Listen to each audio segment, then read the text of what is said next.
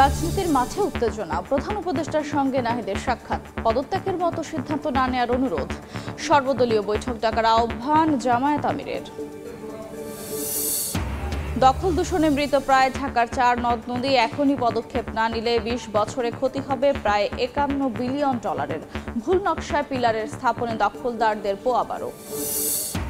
কাঠবোঝাই truck নিয়ন্ত্রণ হারিয়ে ঢুকে গেল বাজারে, কিশোরগঞ্জের ভৈরবে প্রাণ গেল পথচারী সহ 2 জনের, আহত আরও 3।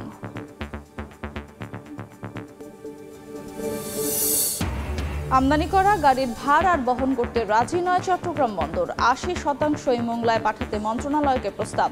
ব্যবসা সংকুচিত হওয়ার আশঙ্কায় আপত্তি বারবিটার। এবং ঈদের আগে মশলার বাজারে উত্তাপ, 5,000 ছাড়িয়েছে এলাচের কেজি, হাজারের ঊর্ধ্বে লবঙ্গ গোলমরিচের দাম।